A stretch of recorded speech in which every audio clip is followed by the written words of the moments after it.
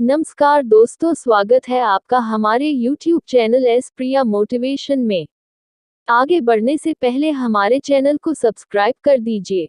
एक समय की बात है, एक घने जंगल में एक छोटा सा बांस का पौधा और एक विशाल बरगद का पेड़ साथ साथ बढ़ रहे थे। बरगद का पेड़ अपने विशाल आकार और मजबूती पर गर्व करता था।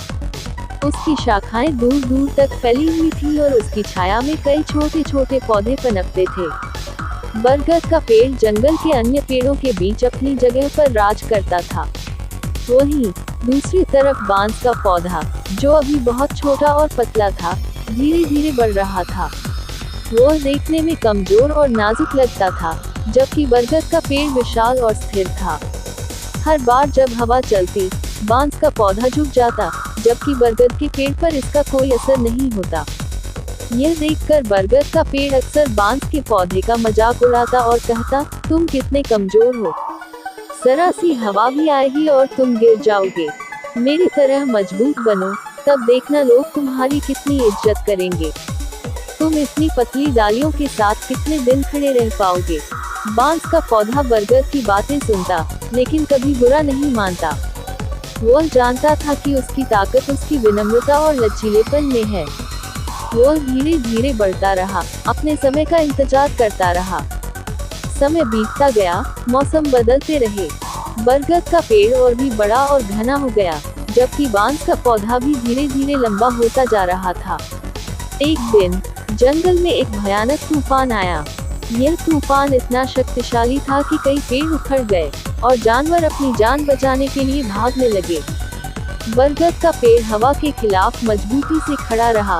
उसने सोचा, मैं इस तूफान को भी झेल लूंगा। मैं इतना मजबूत हूँ कि कोई भी ताकत मुझे गिरा नहीं सकती। लेकिन जैसे जैसे तूफान की रफ्तार बढ़ी, बरगद की मजबूत शाखाएं हिलने लगी।